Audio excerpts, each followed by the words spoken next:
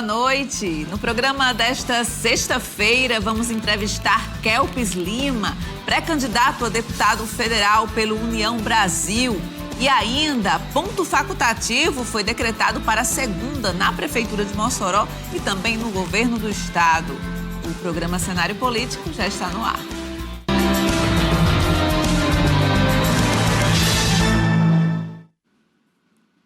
Participe aqui do nosso programa através do nosso Instagram, @Cenário Político TCM. Lá no nosso Instagram você pode acompanhar quem é o nosso entrevistado do dia, quem vai participar do programa, quem é a nossa entrevista agendada para aquela data, conferir toda a programação de entrevistas. E pelo nosso canal do YouTube, lá da TCM, você pode conferir toda a entrevista na íntegra. Depois que termina aqui o programa, a entrevista já é disponibilizada na íntegra. Você pode acompanhar completamente, rever algum ponto que você quis rever. Então, tudo isso é importante aqui nessa nossa interação multiplataformas do Grupo TCM. E também pode interagir pelo nosso WhatsApp 98802-8941, manda sua mensagem, manda sua pergunta, sua interação aqui para o programa Cenário Político, para que a gente possa ter essa sua participação e contribuição aqui para o nosso debate. Antes de começar a entrevista hoje com Kelps Lima, ele que já esteve aqui no Grupo TCM em outras ocasiões e outros dias participando aqui de entrevistas,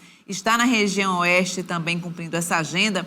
A gente vai trazer uma outra reportagem que tem a ver com a Câmara Municipal aqui de Mossoró, que sediou o lançamento da Frente Parlamentar de Combate à Fome, uma estratégia conjunta entre entidades para garantir o acesso à alimentação adequada.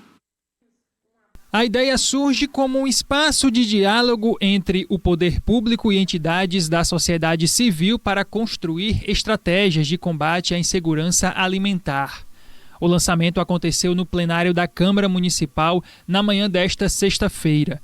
Pessoas que atuam diretamente neste assunto utilizaram a tribuna do plenário para apresentar os trabalhos desenvolvidos em diversos pontos da cidade. Cada dia pior, cada dia a gente consegue visualizar e consegue ver que não existe um apoio, né, do Ministério Público, não existe uma ação, né, preventiva para isso, e a gente enfrenta cada dia essa dificuldade, né, até mesmo de proteção, de alimentação, de apoio total. Nós não temos nenhum apoio. A Frente Parlamentar de Combate à Fome em Mossoró visa fortalecer ações e promover o debate em diversos setores da sociedade, com articulação de políticas públicas e aproximação entre os agentes sociais. O vereador Caio Freire é o idealizador do projeto. E essa frente, ela nasceu no desejo, né, das nossas ações. Nosso mandato, toda a ação ela é voltada para o social, seja através de doação de alimentos, seja tudo que a gente desenvolve, a gente coloca a solidariedade em primeiro lugar. E entendemos que a Frente de Combate à Fome na nossa cidade precisa ser um tema central nesta casa, porque é aqui que se discute as políticas públicas, é aqui que se discute orçamento, então nada melhor do que Mossoró ter a sua frente parlamentar. O lançamento da Frente Parlamentar de Combate à Fome contou com a presença de instituições que vivenciam diariamente a realidade da vulnerabilidade alimentar. Eles destacaram a importância da continuidade e da aplicação de políticas públicas voltadas para essa área. O secretário de Assistência Social de Mossoró, professor Francisco Carlos, destacou quais as ações atuais desenvolvidas pelo município e que novas estratégias precisam ser implementadas para atender toda a população. A Secretaria Municipal da Assistência Social tem desenvolvido diversas políticas nesta área. Estamos agora mesmo discutindo a criação do Sistema Municipal de Alimentação e Nutrição, com a criação de um conselho e de um fundo municipal, isso em articulação com as outras secretarias e com os outros entes públicos. A Secretaria de Assistência Social mantém uma política de complementação alimentar, de assistência a diversos segmentos que precisam desse tipo de apoio, por exemplo, a população de rua no Centro Pop, onde são acompanhadas dezenas de pessoas. Nós temos nossos equipamentos sociais de alta e média complexidade, que também dão assistência. Os problemas que levam a essa condição são diversos, incluindo aspectos sociais, de economia, emprego e moradia. Mapear e identificar os pontos são os principais desafios, para além de simplesmente disponibilizar o alimento pontualmente. Não apenas para quem vive em situação de rua, mas também para crianças e adolescentes que encaram a realidade da fome dentro do lar. Nós sabemos que a fome ela é uma das maiores tristezas, digamos assim, né, que se pode afetar uma família. Uma criança simplesmente ir dormir sem ter o que comer, acordar e sem ter o que tomar café, né, é uma realidade que existe. Nós atendemos famílias assim com essa realidade, né? E o que nós fazemos é pedir ao poder público, encaminhar ao poder público que essa fome ela seja sanada, que essa família que chegou até o Conselho Tutelar, que nós tivemos o conhecimento, ela seja encaminhada a um CRAS para que o CRAS faça o acompanhamento e realize as ações necessárias, porque no CRAS eles têm os grupos de apoio que tem ali uma alimentação já é ofertado pelo CRAS, né? Aquele idoso, aquela criança, o adolescente, e da mesma forma tem a complementação alimentar, que é uma cesta básica também, que é um projeto da Prefeitura Municipal de Mossoró. Então, isso combate a fome? Não, mas ameniza. Aí a Frente Parlamentar de Combate à Fome, criada na Câmara Municipal de Mossoró, tendo à frente o vereador Caio Freire. Ele já havia comentado aqui no programa Cenário Político sobre essa iniciativa e a gente traz aí essa implantação hoje na Câmara Municipal de Mossoró, repercutindo também esse assunto para a população em situação de vulnerabilidade, né? E agora a gente vai começar a nossa entrevista com Kelps Lima, pré-candidato a deputado federal pelo União Brasil. Kelps já está aqui com a gente nos estúdios, inclusive Kelps já esteve aqui no Grupo TCM em outras entrevistas, concedeu entrevista ao Meio-Dia TCM, também ao Jornal das 6, já está aqui falando sobre política partidária, sobre as eleições de 2026 e agora no programa Cenário Político. Obrigada, Kelps, pela vinda aqui ao programa, por ter aceitado o convite e falar um pouco dessa sua postulação ainda como pré-candidato a deputado federal. Você falou que passou muito tempo no Solidariedade, tem uma identificação muito forte com Solidariedade, né?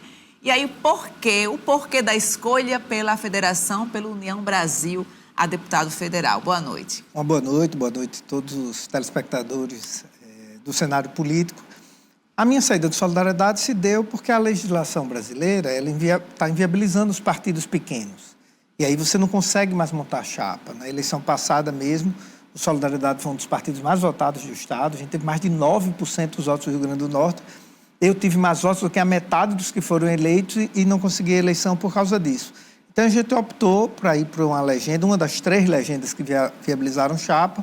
E, obviamente, nessa hora, facilitou minha vida ir para o mesmo partido de Alisson. Alisson é meu irmão, meu amigo. A primeira filiação de Alisson na vida foi no Solidariedade comigo. Alisson era aluno da Escola Jovens Líderes. Estivemos juntos desde então, em todas as eleições, desde 2018. Estivemos no mesmo palanque, dos mesmos projetos, no mesmo lado. E aí, para mim, ficou muito confortável estar junto com Alisson nesse desafio. Ele agora pré-candidato a governador e eu pré-candidato a deputado federal. E aí você foi deputado estadual durante 3 mandatos, né? E agora se coloca como pré-candidato a deputado federal à Câmara dos Deputados. O porquê dessa mudança aí de rumo? A gente sente que a representação da bancada federal do Rio Grande do Norte hoje não atende às expectativas da população. E eu não estou dizendo isso não é como crítica pessoal, mas é como uma avaliação de cidadão. Eu não tenho nada contra os deputados federais atuais, os conheço todos, mas a gente não vê nenhum deputado federal do Rio Grande do Norte em destaque no cenário nacional. Nenhum é cotado para ministro, nenhum ocupa cargo na mesa diretora, nenhum é presidente de uma comissão importante, nenhum é líder de bancada, nenhum é presidente de partido. E a gente é pequenininho, só tem 8. E quando esses 8 não têm um peso nacional, o Rio Grande do Norte fica para trás. Por isso o Rio Grande do Norte não está inserido em nenhum grande projeto nacional. Porque a gente tem uma bancada federal, infelizmente, muito fraca de representação e que não é ouvida no Congresso. A nossa bancada, e volto a dizer isso com todo respeito, ela é irrelevante nacionalmente.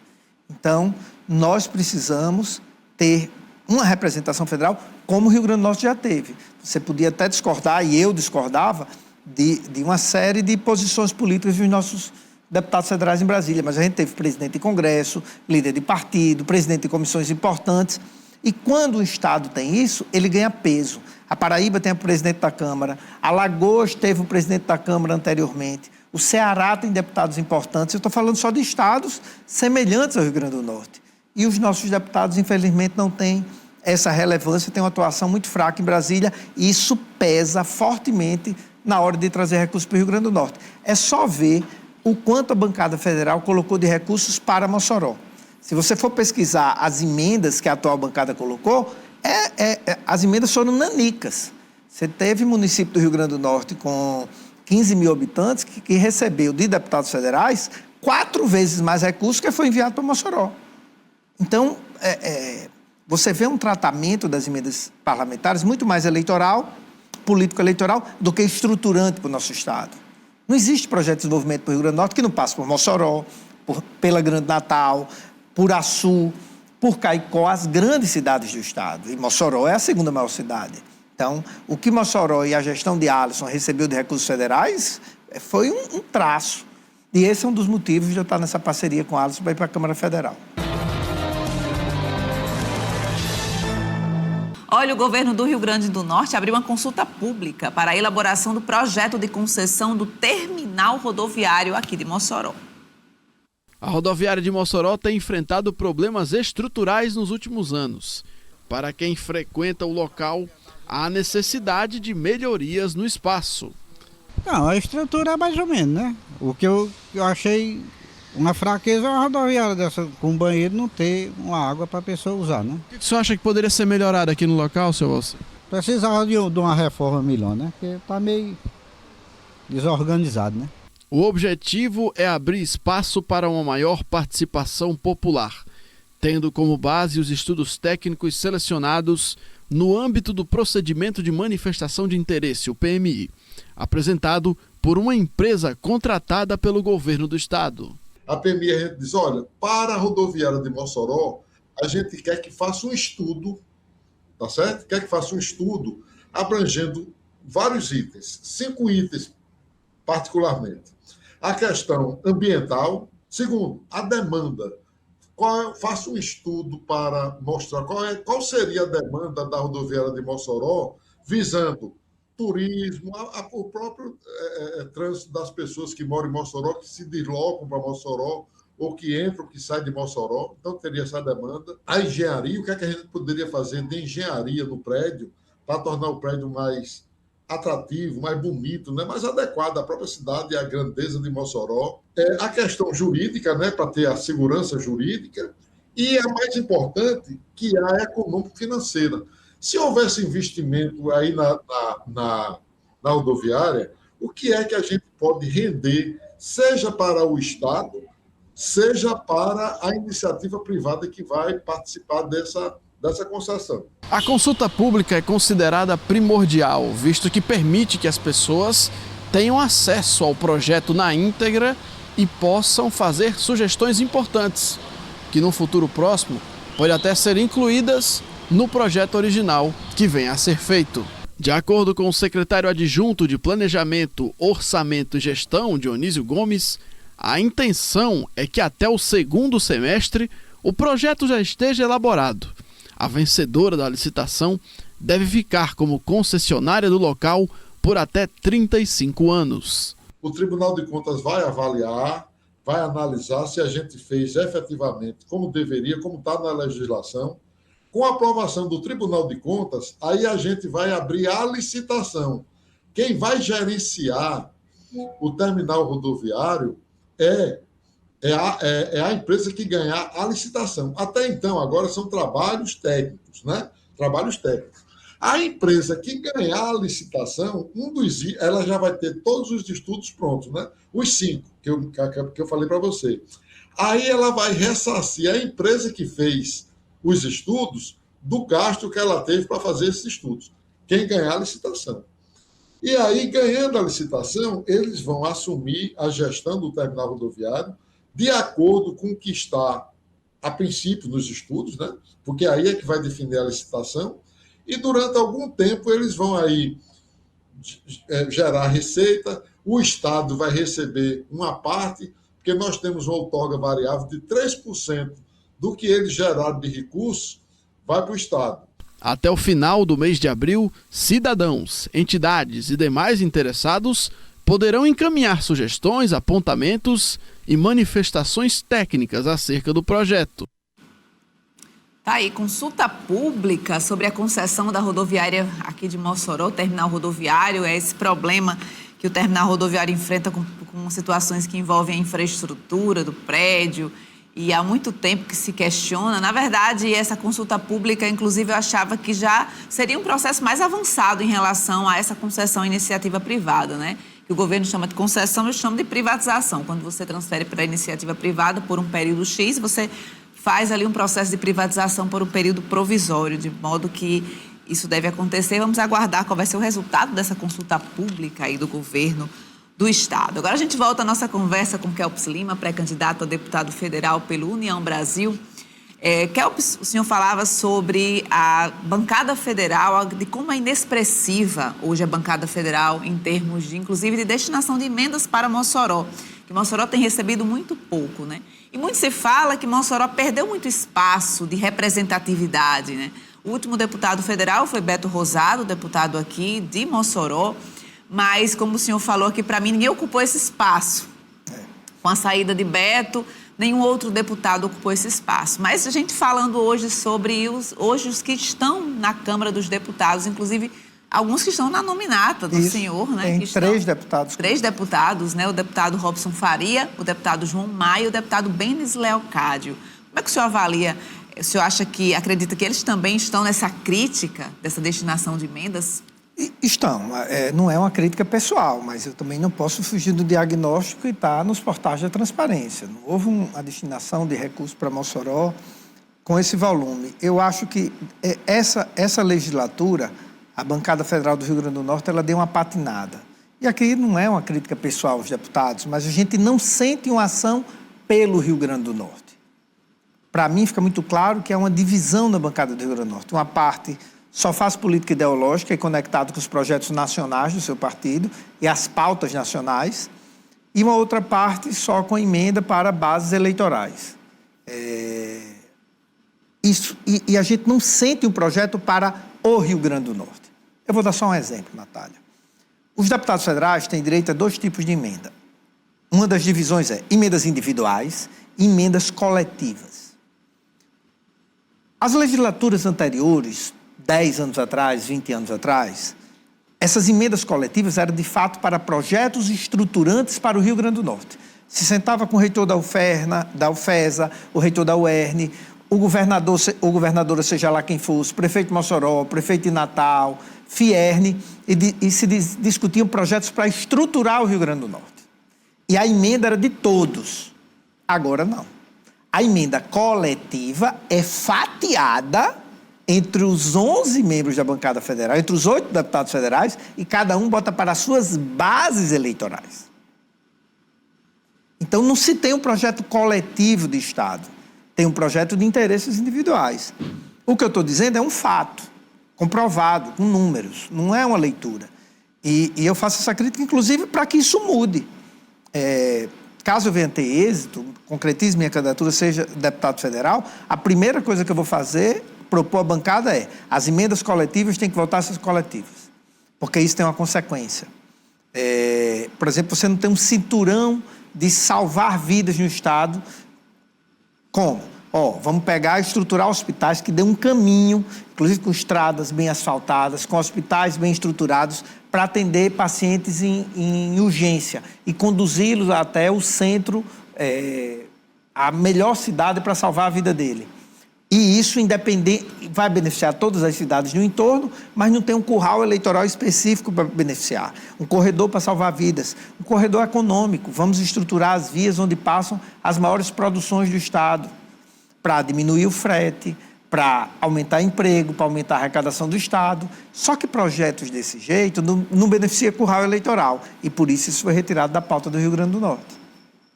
Pois E aí é uma crítica que o senhor faz, e aí uma pergunta que tem a ver com esse posicionamento, na verdade tem a ver com essas suas proposições, né?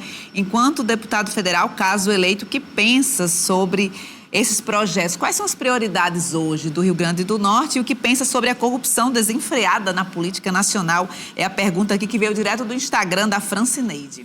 Eu presidi uma CPI nos últimos 30 anos, só teve uma CPI na Assembleia, ela foi proposta por mim, eu presidi, a gente indiciou várias pessoas, inclusive gente muito importante, como o atual chefe da Casa Civil do governo federal, o ex-governador da Bahia, Rui Costa, no escândalo dos respiradores. Eu sou autor da lei da ficha limpa no Rio Grande do Norte. Eu sou autor da lei que acabou com o nepotismo do governo do Estado. Eu sempre tive uma posição muito forte nesse sentido. E a gente não pode abrir brecha para a corrupção. Em relação a projetos, eu tenho conversado muito com a Alisson, praticamente todos os dias, porque a Alisson vai precisar de uma representação federal que, de fato, seja parceira do governo e parceira dele. A Alisson é jovem, a Alisson, na gestão de Mossoró, recebeu poucos apoios administrativos da bancada federal, praticamente só a senadora Zenaide Maia, e ele precisa de parceiros. Eu sou amigo pessoal de Alisson, todo mundo sabe, nós somos parceiros políticos, e um dos motivos, inclusive de eu ser candidato, porque estava meio que fora dos meus planos, foi estimulado por Alisson, porque ele precisa de um parceiro para ajudar Mossoró, para ajudar a gestão de Marcos e para ajudar o governo do Estado. E aí, falando sobre essa sua negociação com o partido, com a União Brasil, lá no início, quando estavam se formando ainda as definições, aquele período de mudanças partidárias, falava-se que o senhor estava indefinido sobre se ficaria mesmo, se ia mesmo para a União Brasil, se ia para outro partido, que teria um desentendimento com o presidente do partido no Estado, José Agripino. Houve, de fato, esse tipo de... esse entendimento ou essa dificuldade de chegar a esse consenso para o senhor se filiar à União Brasil e ser pré-candidato a deputado federal? Primeiro, eu não tive nenhum desentendimento com o senador José Agripino e ele foi extremamente correto em todas as negociações comigo. É até importante dizer isso publicamente.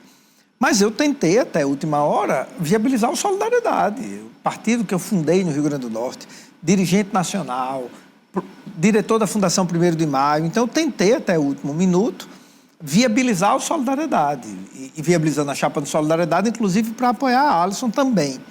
Terminou que a Alisson agiu de forma muito articulada para a minha ida para a União Brasil, onde também eu estava extremamente confortável, porque eu estava ao lado dele. Ele até brincou no dia da filiação, porque na filiação de Alisson, eu vinha a Mossoró para um ato de filiação dele. E dessa vez eu fui à União Brasil para o ato da minha filiação com ele lá, e isso foi muito legal para mim. Então, em não estando no Solidariedade, a União Brasil é o melhor local para a gente estar junto. Então, não houve nenhum tipo de problema, nenhum tipo de desentendimento? O senhor não, teve negociação política, de ocupação de espaço. Por exemplo, eu não abro mão de ser independente, de falar o que eu acredito, de fazer críticas internas. Um dos motivos, Natália, que a polarização eu considero nefasta para o Brasil, é porque termina que quem está nos lados polarizados não pode criticar nada do seu lado. Tudo do outro lado não presta e tudo do seu lado é perfeito. E na vida isso não é assim. E eu não abro mão, inclusive, de fazer críticas internas. Claro que algumas são públicas, outras não, a gente preserva. Não são críticas pessoais e esse foi um dos meus termos de negociação. Eu não abro mão da independência e de ter uma postura pelo Rio Grande do Norte, independente de partido. Além do feriado nacional, o dia 20 de abril será ponto facultativo, conforme estabelecido no decreto 35.209, publicado em dezembro de 2025, que definiu esse calendário oficial de feriados e pontos facultativos de 2026. De acordo com o Executivo Estadual, os serviços essenciais, como saúde e segurança pública, serão mantidos em regime de plantão, sem interrupção no atendimento à população. E essa informação é do governo do Estado, mas a Prefeitura também vai decretar ponto facultativo, na verdade já decretou ponto facultativo. Há um calendário também de pontos facultativos, que é um calendário anual, e a gente traz essa informação porque na segunda-feira as repartições públicas estarão fechadas, com exceção dos serviços essenciais, também aqui na cidade de Mossoró. E agora a gente volta à nossa conversa com Kelps Lima, pré-candidato a deputado federal. Kelps, eu vi algumas entrevistas que você concedeu essa semana, e uma você falou sobre a nominata hoje, a formação da nominata a deputado federal, a nominata federal do União Brasil. E falou que a nominata ainda está com algumas dificuldades. Essas dificuldades se mantêm? União Brasil e PP são partidos muito grandes e têm grandes quadros no Estado. A estrutura base da chapa ela foi formada, os 6 principais candidatos.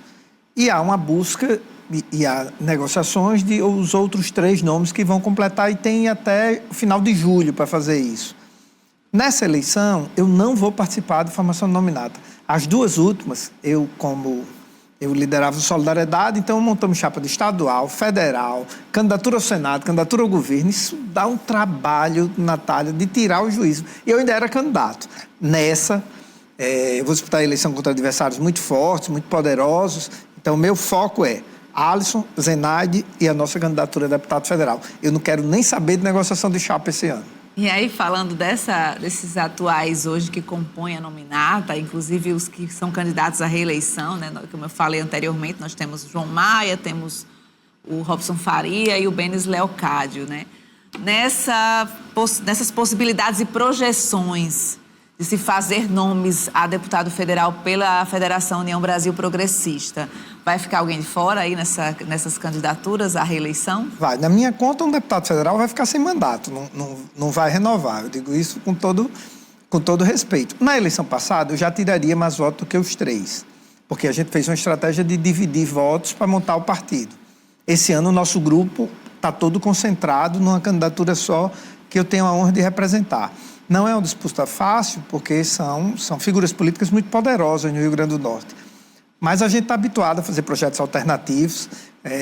Vou dar 3 exemplos. As minhas candidaturas sempre foram alternativas. Alice Mossoró, Nildo em Parnamirim. Nosso time está acostumado a ter disputa contra gente poderosa. E aí é para a rua, com muita humildade, trabalhar muito, pé no chão. Mas eu acho que um deles vai ficar fora. Falou dessa autonomia, né, que você pretende ter aí também como pré-candidato, agora nessa fase de pré-campanha, e também como candidato, quando de fato a candidatura for oficializada, né? Então é uma autonomia que você pretende caminhar e fazer o seu trabalho, né, de forma mais individual, digamos assim? Olha, eu sei trabalhar e formar grupo. Eu dirigi partidos, eu fui líder de bancada em todos os meus anos da Assembleia, presidi todas as comissões importantes da Assembleia. Eu sei dialogar, mas dialogar não quer dizer que você tenha que ficar calado para tudo e não discorda de nada. Aí eu não consigo, Natália.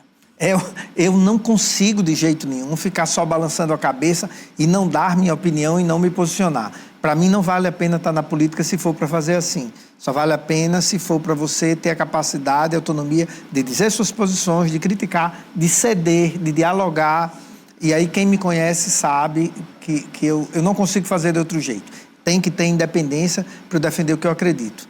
Eu me disponho e apresento o meu nome em pré-candidatura para deputado federal para defender o Rio Grande do Norte. E não governo federal A ou B, ou situação ideológica A ou B. Tem alguma bandeira específica de Kelps Lima? Eu acho que o Rio Grande do Norte está precisando coordenar os recursos que vêm para cá. O Rio Grande do Norte ser a pauta principal da bancada federal. Esse será um trabalho que eu pretendo fazer. Eu tenho muita experiência como deputado. Eu fui chefe de gabinete, Câmara Municipal de Natal, Assembleia Legislativa. Os últimos 30 anos, 28 anos eu trabalhei em parlamento. Então, eu quero levar essa experiência. Eu tenho formação na área, além de advogado, formado em Direito, eu tenho pós-graduação em Gestão Pública, mestrado em Políticas Públicas, e eu quero levar essa experiência para servir o povo do Rio Grande do Norte, para trazer recursos para cá, para projetos que, de fato, mudem a vida do povo potiguar, que gere emprego, que gere oportunidade e que nossos jovens possam ter a oportunidade de sair de baixo, entrar em escola boa, arranjar emprego, vencer na vida e ajudar a família. Histórias como a minha de Alisson são exceções no Rio Grande do Norte. Meninos filhos de gente pobre que ascendeu pelo estudo. É raro. E nós temos a obrigação, eu, Alisson, quem teve a história assim, de lutar para que todo mundo tenha essa oportunidade.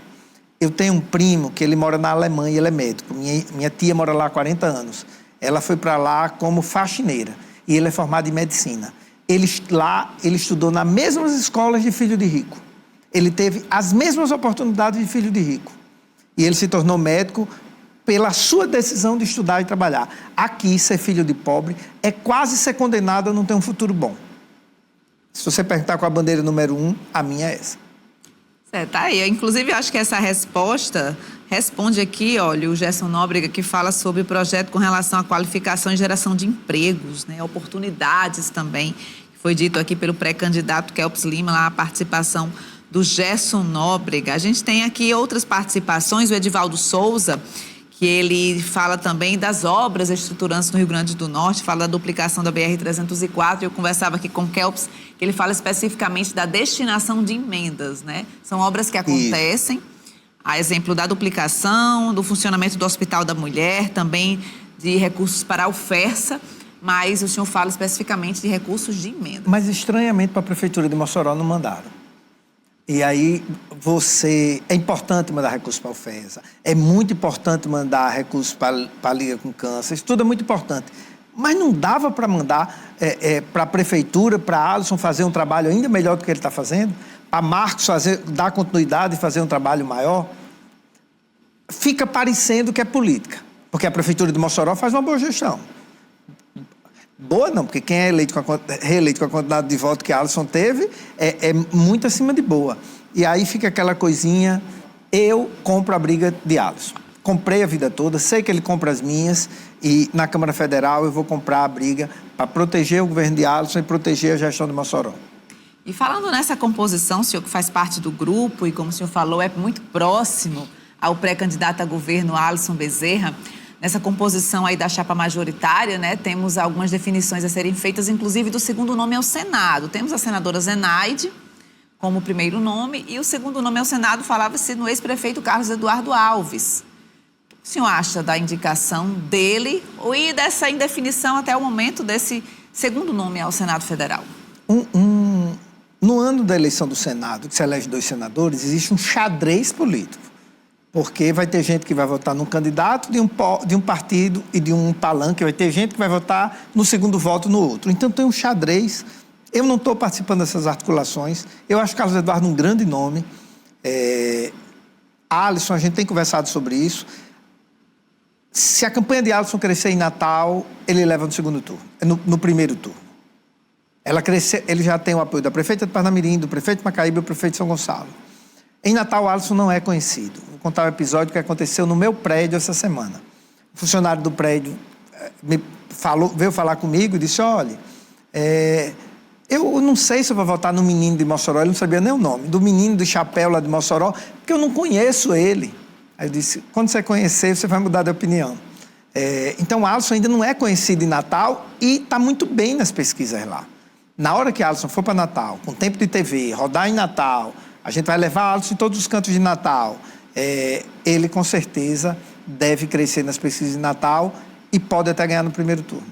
Então, você acredita que tem essa possibilidade dele vencer no primeiro turno? E quem iria, falando assim, numa projeção, pensando ali num cenário que a gente sabe que ainda tem muita coisa a acontecer, né? Estamos na fase de pré-campanha, tem muitas águas para rolar embaixo dessa ponte. Mas vamos lá, pensando num cenário de segundo turno com a presença de Alisson, quem seria esse nome que você acredita que estaria no segundo turno com Alisson? Natália, eu confesso que não sei dizer, porque vai depender da dinâmica da campanha dos 2 candidatos. Eu tenho respeito, obviamente, pelos 2 candidatos, mas não são figuras populares. Conversando com um amigo meu essa semana, eu disse o seguinte, você pega um carro, bote Alisson, Cadu e Álvaro Dias dentro. Leva para o município do Rio Grande do Norte que não conheça eles 3. E solta os 3 na feira. Solta lá no meio da feira. Alisson, Álvaro e Cadu. 1 hora depois, volta para a feira. Um vai estar cercado de gente. O outro vai estar olhando para cima, dizendo o que é que danado eu estou fazendo aqui. E o terceiro vai estar aperreado, chamando o motorista para ir embora. Eu acho que o que vai estar cercado de gente é Alisson. Quando o Alisson começar a rodar no Rio Grande do Norte, a candidatura dele vai crescer muito, porque ele é um líder popular.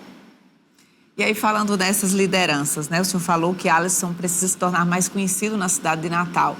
E aí a gente tem um pré-candidato que foi prefeito de Natal, como Álvaro Dias, né? Temos o outro pré-candidato, que é o Cadu Xavier, que é secretário da Fazenda, e eu sempre menciono sobre isso, que a chapa do PT, ela é com nomes ainda pouco conhecidos, né? Se você olhar bem individualmente, são nomes técnicos, como o próprio Cadu Xavier, que é um nome técnico, secretário. Temos aí o Senado, a Samanda, que é vereadora lá em Natal, também conhecida na cidade de Natal. Gente boa, todos dois. Pois é, mas aí o senhor acha que nesse ponto o Álvaro Dias ele teria uma vantagem em relação a Alisson lá na capital? Num primeiro momento, sim. Mas Natal, ela tem uma diferença de Mossoró.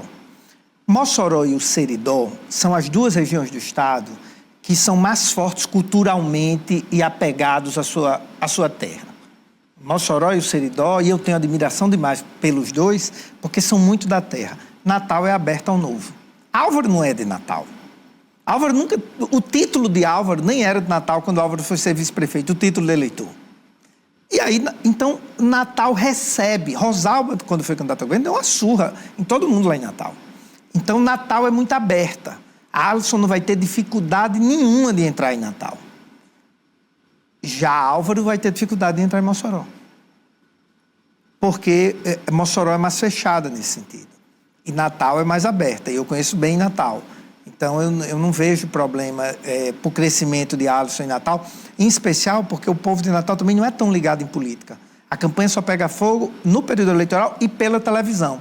Alisson tem 60% do tempo de TV. E é um pouquinho mais desenrolado e tem mais jogo de cintura do que Álvaro para se apresentar de frente às câmeras. Por isso que eu confio muito num crescimento forte de Alisson em Natal, sem subestimar. Álvaro realmente tem hoje um espaço político em Natal muito significativo. O senhor falou aí sobre presença de TV, presença nas redes sociais. O senhor também foi muito conhecido, reconhecido pelas redes sociais, por um trabalho alternativo. Eu lembro como foi candidato a prefeito lá em Natal. Fazendo também. A campanha com celular. Com celular, exatamente. Lembro muito bem disso.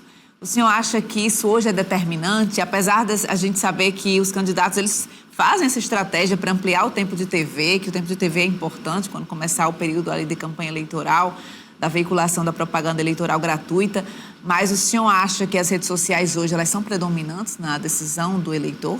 Ela é determinante na vida hoje. O celular, ele é uma super máquina que a gente tem, né? Eu sou um defensor de uso de tecnologia, eu uso inteligência artificial todos os dias e não uso para fazer artezinha, não. Uso para elaborar projetos, para elaborar estudos, estratégias, e tecnologia não é mais o futuro. Tecnologia é o presente. Então, o celular, ele será uma super máquina eleitoral, como vem sendo nas últimas eleições. O senhor mencionou também, em outras entrevistas, que não acredita que a polarização nacional vá se refletir aqui no Rio Grande do Norte. O pré-candidato Álvaro mencionou que acredita nisso. Ele disse até que fez algumas projeções. A primeira projeção é que Fátima não ia se candidatar ao Senado, não ia sair do governo. De fato, Fátima acabou declinando da saída, e fala dessa polarização porque acredita em PT versus PL também. O senhor confirma essa informação? Não acredita que essa polarização nacional se reflita aqui no âmbito estadual? Isso que Álvaro fala, com todo respeito, não é informação, é desejo. Ele quer que isso aconteça, porque se tiver polarização, Alisson, que é um candidato muito mais popular do que ele, não seria bem, mas ela não condiz com a verdade das ruas. Alisson está em primeiro lugar para governador. Alisson ganhou em Mossoró contra um candidato do PT e um candidato bolsonarista. Nilda ganhou em Parnamirim contra um candidato do PT e um candidato do PL. Paulinho Freire, em Natal, nunca se apresentou como um candidato de direita. Na vida prática, agora, você tem que ter um líder para vencer a polarização. Esse líder existe no Rio Grande do Norte e tem nome, Alisson Bezerra. E Alisson Bezerra tem um líder? Alisson Bezerra tem um líder? Tem não, tem 3 milhões de líderes. O povo do Rio Grande do Norte lidera as decisões de Alisson e por isso que ele é tão popular e tão querido, porque Alisson é muito conectado com a população. Obrigada, Kelps, pela entrevista. Bom retorno aí para Natal, também nas viagens que você faz aqui pela região oeste, e boa sorte na campanha. Obrigado, Natália. Obrigado a todos os telespectadores do Cenário Político. Para você que acompanha o programa Cenário Político, a gente fica por aqui. Nesta sexta-feira, segunda-feira, tem mais Cenário Político. Até lá. Tchau, tchau.